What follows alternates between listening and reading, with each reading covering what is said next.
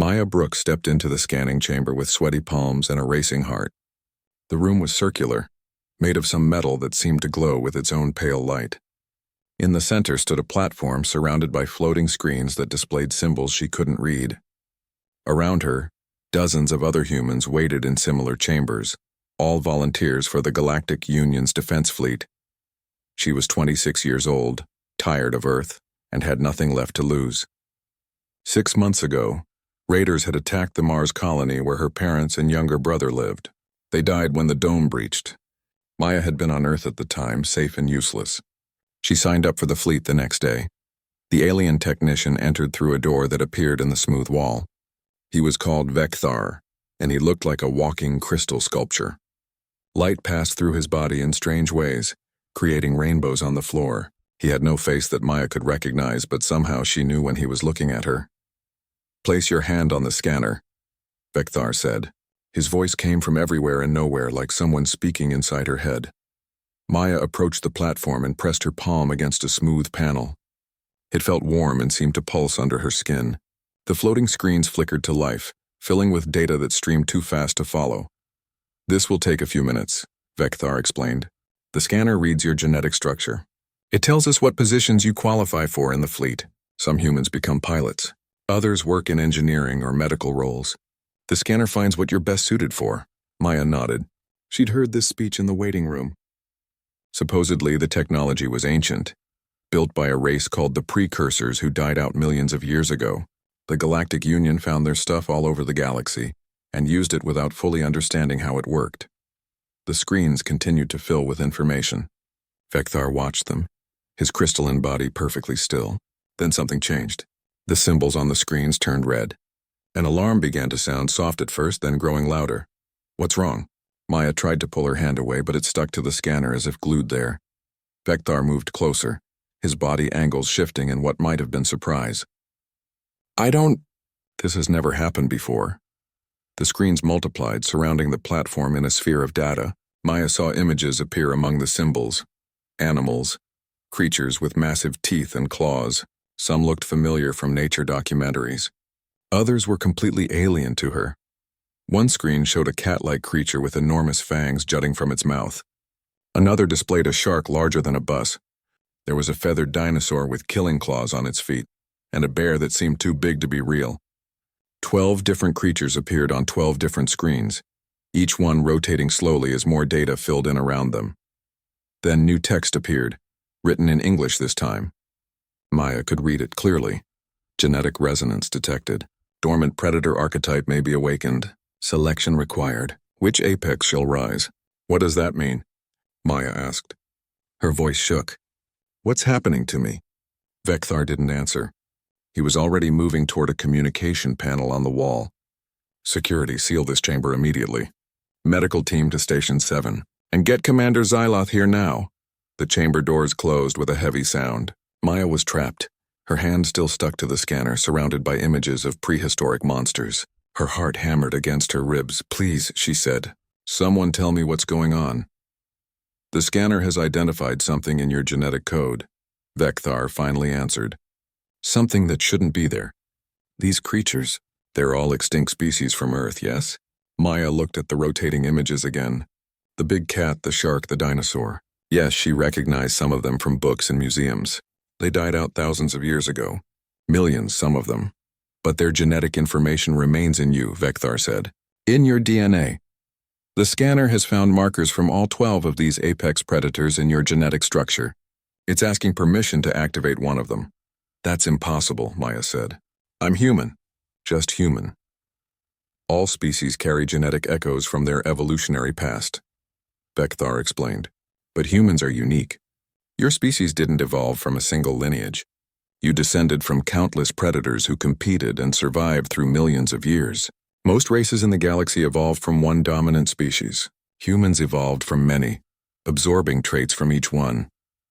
The chamber door opened and a massive reptilian creature entered. He stood 8 feet tall, covered in dark green scales with yellow eyes that seemed to glow in the dim light. He wore armor decorated with symbols that marked him as someone important. "I am Commander Xyloth," the creature said. His voice was deep and rough, like rocks grinding together. "Vekthar, show me the readings." The crystalline being gestured toward the screens.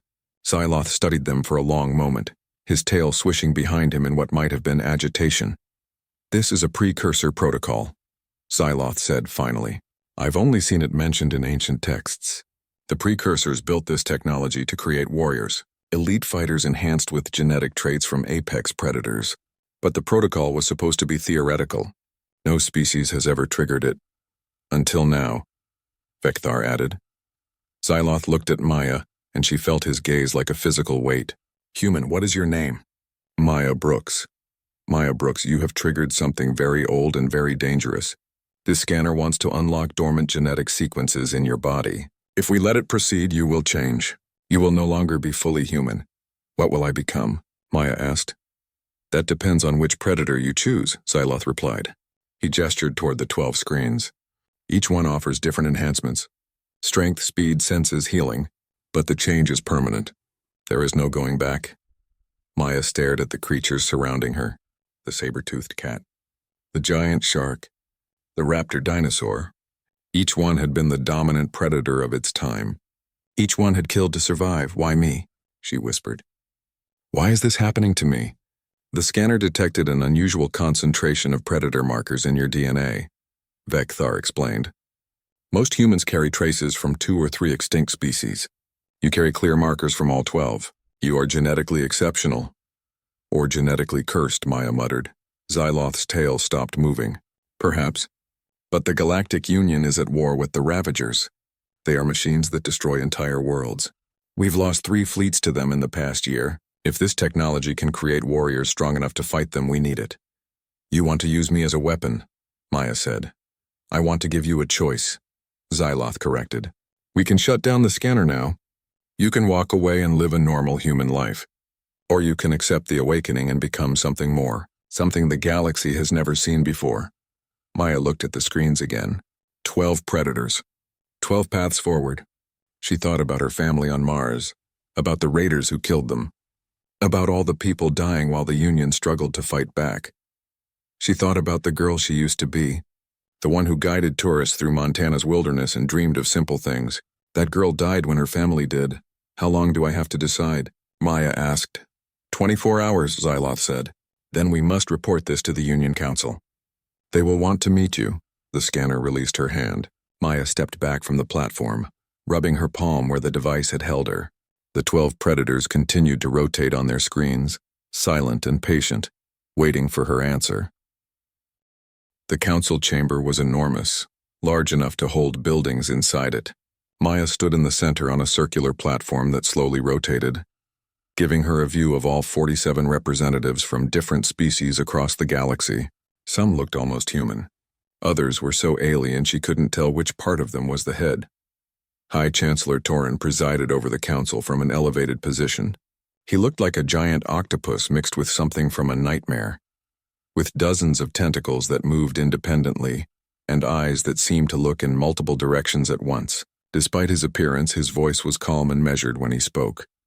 "Maya Brooks of Earth," Torin began, "you have triggered a precursor protocol that has remained dormant for millions of years. Before we proceed, you must understand what this means.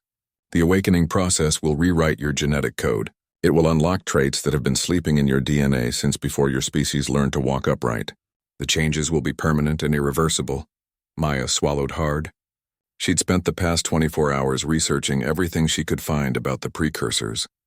Most of it was speculation and theory. Nobody really knew who they were or why they disappeared. They left their technology scattered across the galaxy like breadcrumbs, and the modern races used it without understanding it. "What exactly will happen to me?" Maya asked. A representative from the insect-like Vral species clicked forward. She had too many legs and compound eyes that reflected the chamber's light. "The process varies depending on which predator archetype you select. Each one offers different biological enhancements. Increased strength, enhanced senses, accelerated healing, improved neural processing. The scanner identified 12 possible paths for you. But there are risks," added another representative, this one from a species that looked like living water held in a vaguely humanoid shape. "The precursors designed this technology to create warriors, soldiers, killers. There is no record of what happens to the subject's mind during the transformation. You may lose yourself to the predator instincts. Maya felt a chill run through her. You mean I might become a monster? That is one possibility, Torin agreed. Which is why some members of this council believe we should not activate the protocol at all. They argue that the risk is too great, that we should study you instead, try to understand why your genetics triggered this response.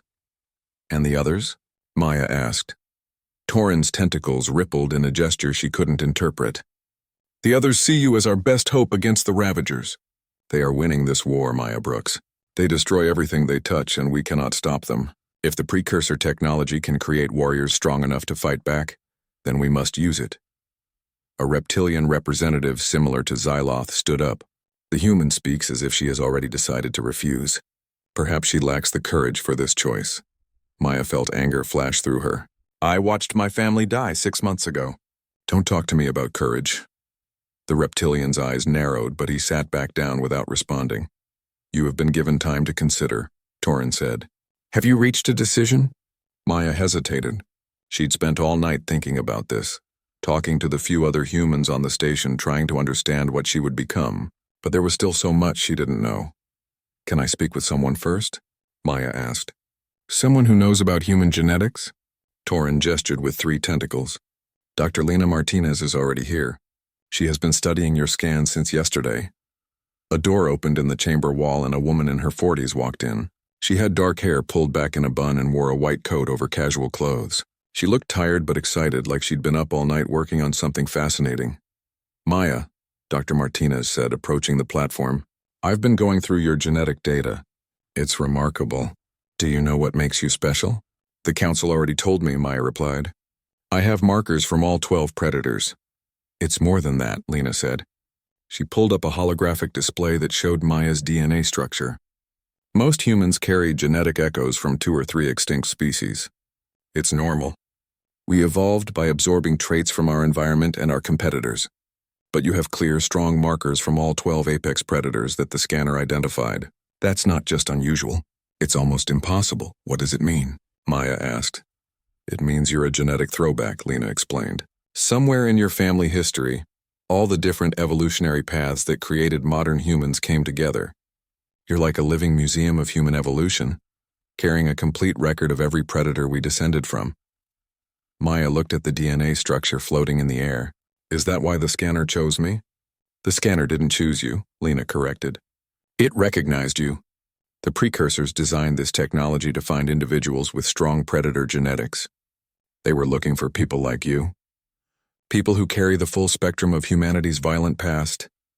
You make it sound like I'm meant to be a killer, Maya said quietly. Lena's expression softened. Every human is descended from killers, Maya. Our ancestors were predators who survived by being smarter, faster, and more adaptable than anything else on Earth. That's not something to be ashamed of. It's part of what makes us human. But if I do this, I won't be human anymore, Maya said. You'll be more than human, Lena replied. You'll be what humans could become if we unlocked all the potential sleeping in our DNA. Torin spoke again. Dr. Martinez, please share your full findings with the council. Lena nodded and expanded the holographic display. The scan shows that Maya's predator markers exist in perfect balance. Most humans who carry multiple markers show dominance from 1 or 2 species. Maya's are all equally strong. If the awakening proceeds, she won't just gain traits from one predator. She'll integrate them all into a cohesive whole. Murmurs spread through the council chamber. Several representatives leaned forward, interested now. That wasn't possible with precursor technology, the Viral representative said. The subjects could only awaken one archetype at a time. Maybe that's because they never found a species like humans, Lena suggested. The precursors seeded the galaxy with this technology millions of years ago. They were searching for something. Maybe they were searching for us. Maya felt the weight of dozens of alien eyes on her. She thought about Kyle Sanders, the human pilot she'd met in the station's cafeteria yesterday. He'd told her that humans were still trying to prove themselves in the galaxy. Most species saw Earth as primitive, humanity as weak. If she accepted this transformation, she would be representing her entire species. If I agree to this, Maya said slowly, what happens next? You will undergo the transformation in our medical facility, Torin explained. It will take several days. If you survive, you will be trained in combat and tactics. Then you will serve in the Union's defense fleet, using your enhanced abilities to fight the Ravagers. And if I refuse, then you are free to return to Earth or serve in the fleet as a normal human, Torin replied. The choice is yours. It has always been yours.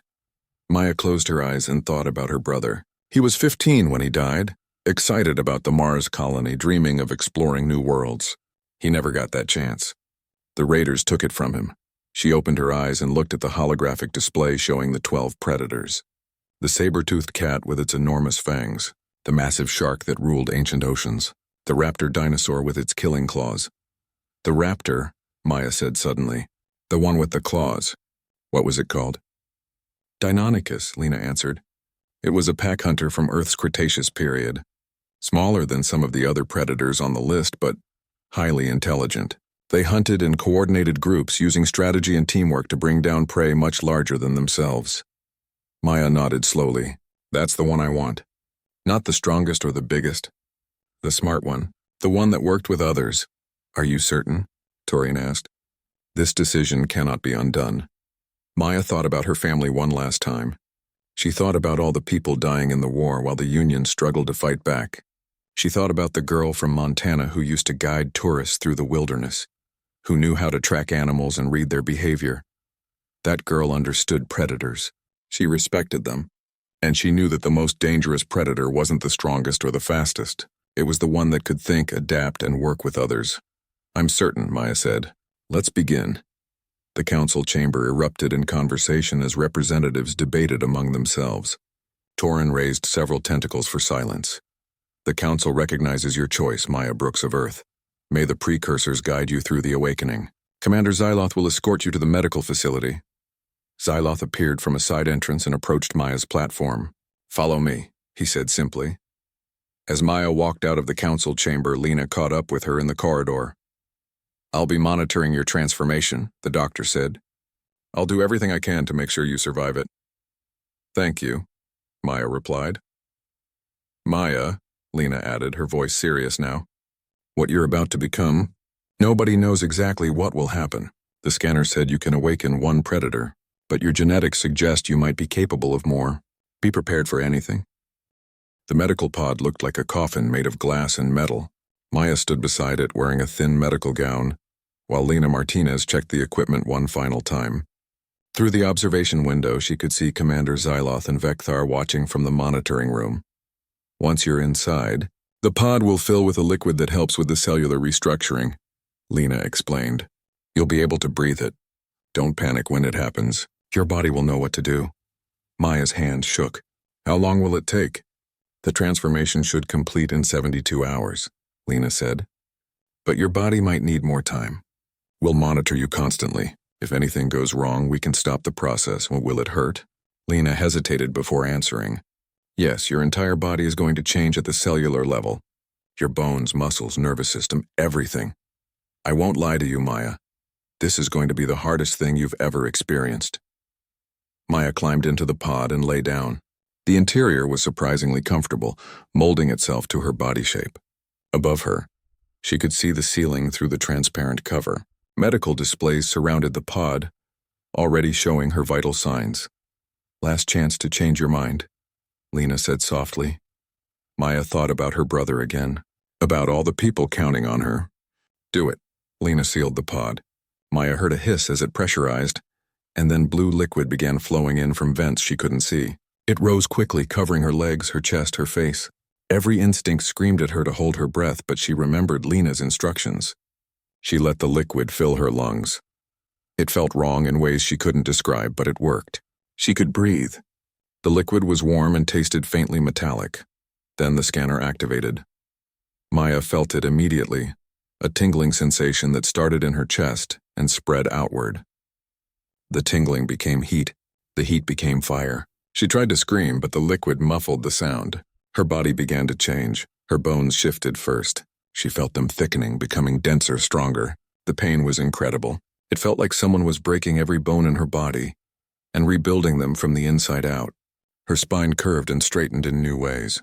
Her ribs expanded. Through the pain, she heard Lena's voice over a speaker.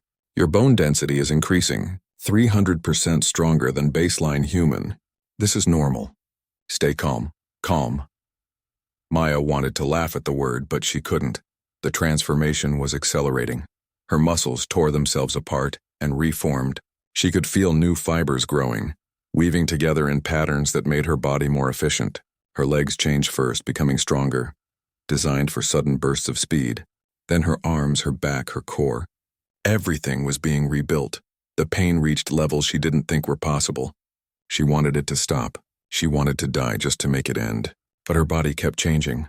Her senses exploded next. Suddenly she could see things in the liquid around her. Tiny particles, molecules, bacteria. Her vision had expanded somehow, showing her details that shouldn't be visible. Colors became more intense. She could see heat signatures through the pod walls, could make out Lena's form in the monitoring room even through solid metal. Her hearing sharpened until she could hear her own heartbeat like thunder. She heard the hum of the station's power systems, the whisper of air through ventilation ducts, conversations happening rooms away. The world became a symphony of sounds that threatened to overwhelm her. Her sense of smell transformed into something else entirely. She could detect chemical signatures in the liquid, could identify individual components. She smelled Lena's fear and excitement through layers of glass and metal. She smelled Xyloth's reptilian scent, cold and ancient. But the worst part was her mind. Memories flooded through her that weren't hers. She saw through eyes that weren't human. She ran through forests that existed millions of years before humans evolved. She hunted in packs, coordinating with others of her kind through instinct and gesture. She tasted blood from prey she brought down with claws and teeth. The raptor's memories were mixing with her own, creating something new. She was Maya Brooks' wilderness guide from Montana, but she was also something older, something that knew how to kill with savage efficiency. The first day was the worst. Maya drifted in and out of consciousness, unable to tell where she ended and the predator began. She dreamed of hunting, of running down prey, of the joy of a successful kill. Part of her was horrified. Part of her understood completely. On the second day, the physical changes began to stabilize. Her body had finished its reconstruction. She was taller now, leaner, built for speed and violence. Her bones were nearly unbreakable. Her muscles could generate explosive force with minimal effort. Her senses could detect things that no human should be able to perceive. But the mental changes continued. She could feel the predator inside her now, not as a separate entity, but as part of herself. It whispered strategies for hunting, for killing, for surviving. It analyzed everything around her as either threat, prey, or pack. It was cold and efficient and completely lacking in mercy. Maya fought it at first, trying to push it down, trying to remain human. But Lena's voice came through the speaker, calm and reassuring. Don't fight it, Maya. You need to integrate it, not suppress it. The predator instincts are part of you now. Accept them. Control them. Make them serve you, not the other way around. So Maya stopped fighting. She reached out to the predator inside her mind and made a deal with it. She would let it exist, would use its instincts and abilities, but she would remain in control. She would decide when to hunt and when to hold back. The predator considered this. Then, slowly, it agreed. On the third day, Maya opened her eyes and found clarity. The pod drained and the cover lifted. She sat up smoothly, her new body moving with a grace she'd never possessed before. Lena stood nearby with a medical scanner, but Maya could tell from her scent that the doctor wasn't afraid anymore. She was amazed. How do you feel? Lena asked. Maya considered the question. She felt every air current in the room. She could hear Xyloth's heartbeat in the next room, slow and steady. She smelled the cleaning chemicals on the floor, and the oil Vecthar used to maintain his crystalline structure. The world was alive with information that her old self could never have perceived. Different, Maya said. Her voice was the same but carried a new undertone, something predatory and dangerous. Everything is so clear. Your neural pathways are processing information 10 times faster than before, Lena explained. Your brain is literally working at a higher level now. Combined with your enhanced senses, you're perceiving the world in ways that baseline humans can't. Maya stood up from the pod. Her balance was perfect. She could feel every muscle in her body, could control them with precision that seemed impossible. She looked at her hands and saw that her nails had changed, becoming harder and sharper. Not claws exactly, but close. I want to see myself, Maya said. Lena led her to a mirror on the far wall. Maya stared at her reflection and barely recognized the person looking back. She looked mostly human still, but the changes were obvious. Her eyes had a predatory intensity, the pupils slightly elongated. Her face had become more angular, her features sharper. Her body was lean and muscular in ways that no amount of human training could achieve. She moved like liquid violence, every gesture efficient and purposeful. But the biggest change was in her eyes. There was something looking out from behind them now. Something old and dangerous. "The raptor, you made it through," Lena said with relief. "I wasn't sure you would." The transformation was more intense than anything in the precursor records. "When do I start training?" Maya asked. She needed to move to test this new body, to understand what she'd become. "Commander Xyloth wants to begin immediately," Lena replied. "But Maya, you need to understand something. You're not just enhanced now. You're dangerous, lethal. You could kill someone without meaning to if you're not careful." Maya nodded. She could feel the truth of those words. The predator inside her was constantly assessing threats and calculating how to neutralize them. Right now it was telling her that Lena was not a threat and should be protected. Pack member. Allie, the thought was automatic and instinctive, rising from the raptor genetics that now flowed through her cells. Xyloth entered the medical bay. His heavy footsteps announcing his presence before Maya's enhanced hearing picked up his approach. The predator in her mind immediately classified him. Dangerous, possible threat. Respect required, Maya Brooks, Xyloth said. "You survived. Good. Now we see if you can fight." Over the next 6 weeks, Maya learned what her new body could do. She trained in combat arenas against the Union's best warriors. She fought Kryn berserkers who had trained for decades. She matched reflexes with Vrel swarm fighters who moved faster than baseline human eyes could track. She survived zero-gravity combat against luminary warriors who could phase through solid matter. She won more often than she lost. Xyloth pushed her hard, testing her limits, teaching her to control the predator instincts while using them tactically. He taught her that being enhanced didn't make her invincible. It made her a better weapon, but weapons could still break if used incorrectly. Maya also discovered something unexpected during training. She could sense the emotional states of people around her, fear, aggression. The shattered rim looked exactly like its name suggested. Broken planets drifted through space, their cores exposed and cooling like dead stars. Debris fields stretched for millions of miles, remnants of worlds that had been torn apart by something powerful and merciless. Kyle maneuvered their transport ship through the wreckage carefully. "I've never seen anything like this," he said from the pilot's seat. "What could do this to entire planets?" "The Ravagers," Kor answered from behind them. The massive Kryn warrior was checking his weapons, his scaled hands moving with practiced efficiency. "They don't just destroy civilizations, they consume worlds completely." Maya stood near the viewport, her enhanced eyes scanning the debris. The predator inside her was restless, sensing danger even though they hadn't found the missing science vessel yet. Something was wrong here. The scent of death hung heavy in the vacuum. "There," Vekthar announced, his crystalline body reflecting light from the sensor displays. "The celestial echo, dead ahead." The science vessel appeared through the debris field, drifting without power. Its hull was breached in multiple places, torn metal exposing the corridors inside. "No lights, no life support, no distress signals, scan for survivors," Maya ordered. Her voice carried authority now, a confidence that came from the predator's certainty. She was pack leader here. The others would follow. Vekthar worked the sensors. "No life signs detected, but the ship's data core appears intact. We might be able to recover their research logs." Kyle brought them alongside the dead vessel, magnetic clamps securing their transport to an airlock that still had structural integrity. The team suited up, checking their gear. Maya's enhanced senses were already working through her helmet, detecting vibrations in the deck plating, changes in air pressure, thermal variations. "Stay alert," she told them. Something happened here. Something violent. They entered the celestial echo through the damaged airlock. Emergency lighting flickered weakly, casting strange shadows down the corridors. The ship's interior was a mess. Equipment torn from walls, panels ripped open, and blood, lots of blood. Maya's predator instincts flared immediately. She could smell it even through her helmet's filters. The blood was old, several days at least, but mixed with it was something else. Something that made the hairs on her neck stand up. "Weapons ready," she ordered. They moved through the ship in formation, with Maya taking point, Her enhanced hearing picked up the creak of metal, the whisper of escaping atmosphere from distant breaches, but nothing living. Yet the predator inside her remained on edge, insisting that they were not alone.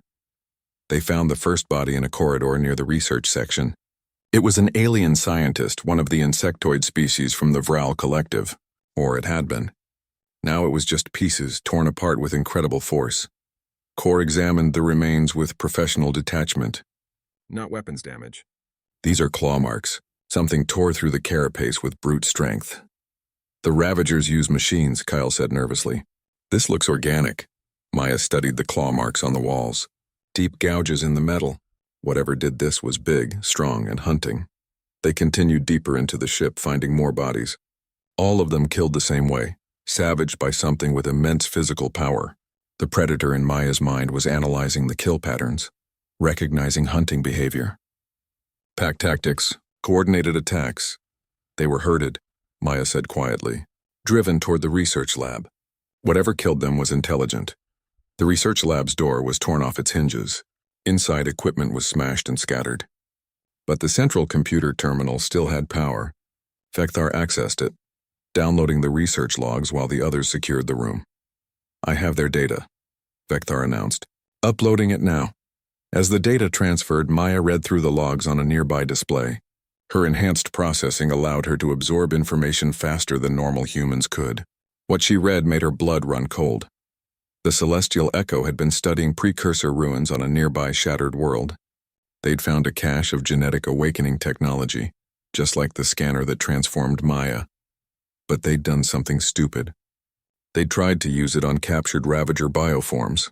The Ravagers weren't entirely mechanical. They used organic components as shock troops, creatures grown in labs and programmed to kill. The scientists thought they could reprogram these bioforms using precursor technology. They were wrong. The awakening protocol had activated dormant predator genes within the bioforms, but without conscious minds to control them. The creatures became feral killing machines, pure instinct and violence with no higher thought to restrain them. How many? Maya asked, still reading. 3 bioforms were being studied, Vekthar answered. All 3 awakened simultaneously. And all 3 are still on this ship, Maya finished. She could feel them now. Her predator senses picking up movement in the walls, vibrations in the deck. They're hunting us. The lights went out completely. Maya's enhanced vision adapted instantly, seeing in near darkness. The others were blind except for their helmet lights. She could hear their breathing increase, smell their fear. Stay together, Maya commanded. Back toward the airlock, slowly. They moved as a group, weapons pointing in all directions.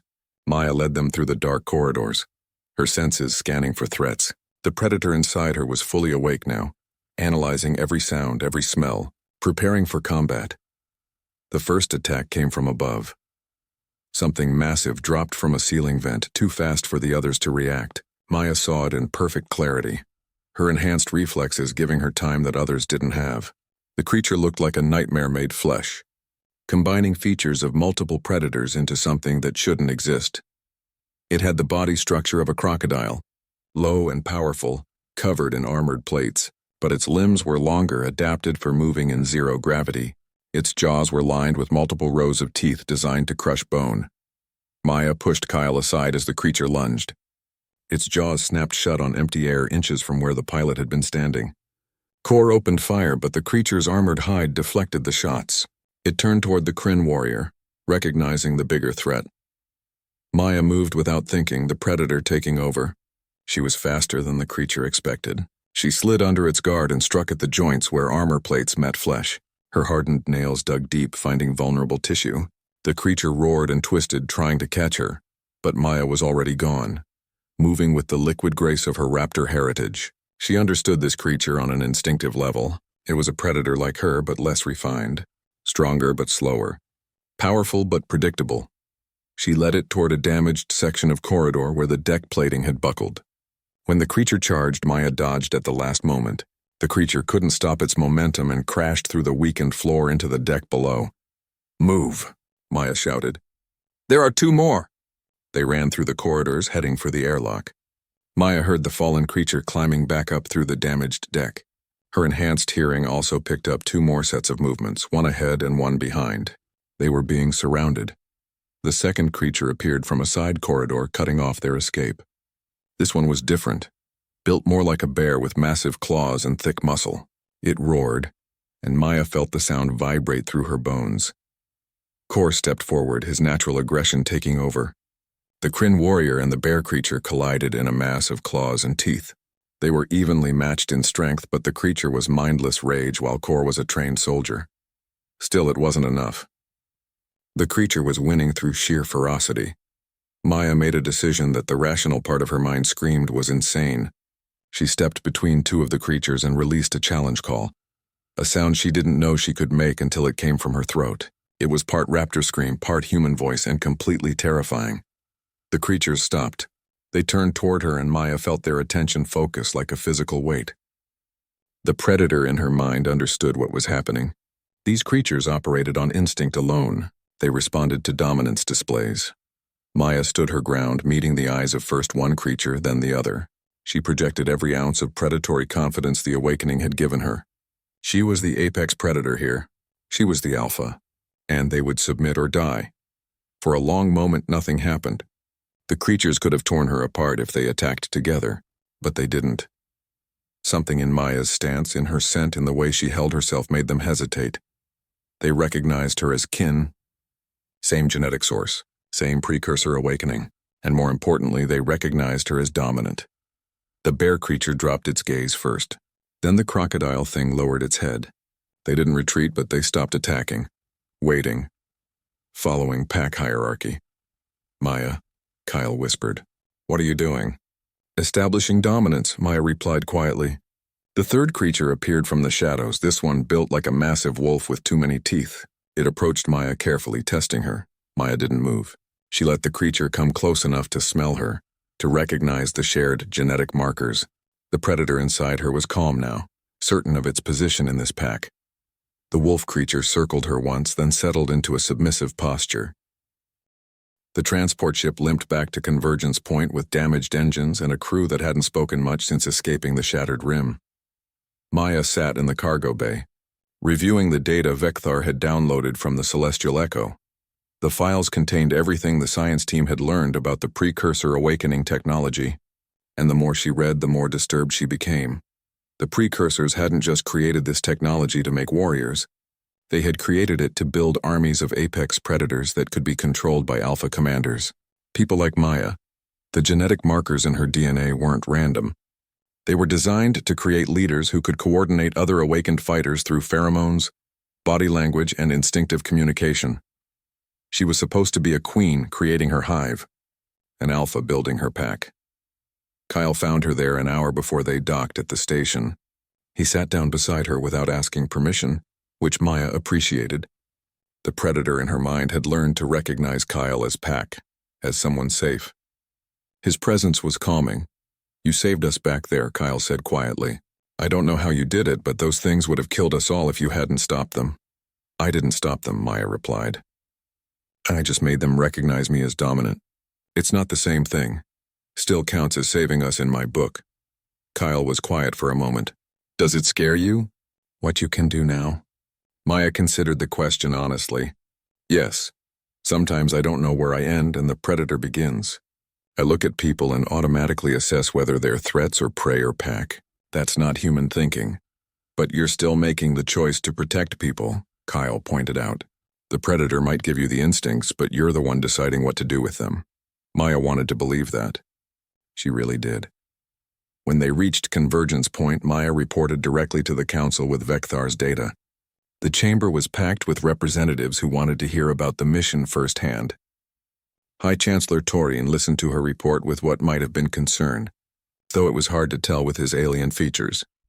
So the Celestial Echo's scientists activated the Awakening Protocol on Ravager bioforms, Torian summarized, and created uncontrolled killing machines. Yes, Maya confirmed. But there's more.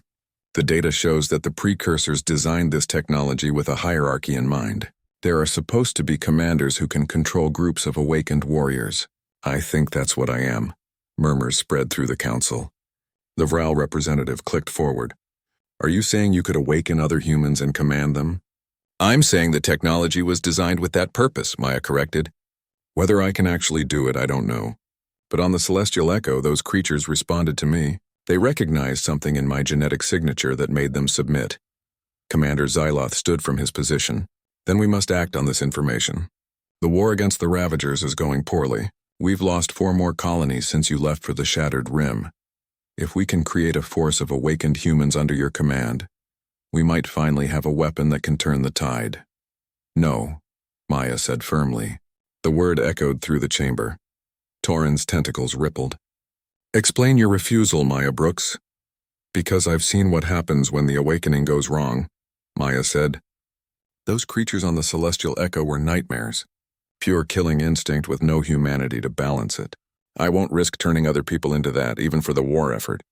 The humans would be volunteers, Xyloth argued. They would go into the awakening willingly with proper preparation and training. And what if they can't control it? Maya shot back. What if the predator takes over and they lose themselves? I barely held on to my humanity during the transformation. Not everyone will be that lucky. The council debated for hours. Some agreed with Maya that the risk was too great. Others argued that desperate times called for desperate measures. The Ravagers were winning, and the Union needed every advantage it could get. Dr. Lena Martinez entered the chamber during a break in the discussion. She approached Maya with a concerned expression. I've been analyzing your genetic data from the mission, Lena said quietly. Your stress levels during the confrontation with the bioforms triggered something. Additional genetic sequences activated, ones that weren't present right after your transformation. What does that mean? Maya asked. It means the awakening isn't finished, Lena replied. The Deinonychus genes you chose were just the first step. The scanner identified 12 predators in your DNA for a reason. I think you're capable of awakening all of them one at a time, as your body adapts to new challenges. Maya felt cold despite the warm chamber. So I'm going to keep changing? Keep becoming less human? Or more than human, Lena suggested. The precursors were looking for something specific when they created this technology. Maybe they were looking for someone who could integrate all 12 predator archetypes into a single being. A perfect synthesis of humanity's violent evolution. Before Maya could respond, alarms began blaring throughout the station. Red emergency lights flooded the council chamber. Torin's tentacles lashed as he accessed a communication terminal. His expression, as much as Maya could read it, showed something she'd never seen before. Fear. The Ravagers are here, Torin announced. 3 dreadnoughts. Hundreds of smaller craft. This is a full-scale assault. The chamber erupted in chaos as representatives rushed to evacuation stations. Maya felt the predator in her mind snap to full alertness. The station shuddered as weapons fire struck the outer hull. Xyloth appeared beside her. The defense fleet is engaging, but they won't hold long. We need to evacuate the civilians. 30,000 beings are on this station. How long until the evacuation is complete? Maya asked. 6 hours minimum, Xyloth replied grimly. We might have 2. Maya made a decision that felt both insane and completely natural. Take me to the detention level. To the 2 bioforms you captured from the Celestial Echo. Xyloth stared at her. What are you planning? Something stupid, Maya admitted. But if I'm supposed to be able to command awakened predators, then let's test it under real conditions. They ran through the shaking corridors as the station's defenses fired at the Ravager fleet. The detention level was in the station's secure core, protected by multiple layers of shielding. The 2 bioforms they'd managed to capture were held in reinforced cells, sedated and restrained. Maya approached the first cell, the one holding the crocodile-like creature. Through the transparent wall she could see it sleeping, its massive bulk rising and falling with each breath. Wake it up, Maya ordered, and release the restraints. That's suicide, Xyloth protested. Those things are killers. No, Maya corrected. They're predators, and predators understand pack hierarchy. Trust me. Xyloth hesitated, then gave the order. The sedation reversed and the creature's eyes opened. It saw Maya through the cell wall and immediately focused on her. Recognition flickered in its primitive mind. The cell door opened. The creature emerged cautiously, every muscle coiled to spring. It was larger than Maya remembered, easily weighing over 1,000 pounds. Its jaws could crush her skull without effort. Maya stood her ground. The predator inside her rose to meet the challenge, flooding her system with confidence and dominance. She met the creature's eyes and projected pure alpha energy. The creature approached slowly, testing her. It could smell her fear underneath the confidence, but it also recognized her scent from the celestial echo. Same pack, same alpha. It lowered its head in submission. Maya released a breath she hadn't known she was holding. Wake the other one. By the time they reached the upper levels, Maya had both bioforms following her like trained war dogs. Xyloth watched in amazement as the creatures responded to her gestures and subtle commands. They were still dangerous, still feral, but they recognized Maya's authority. The station's main corridor was a war zone. Ravager machines had breached the hull and were pouring in, cutting down defenders and civilians alike.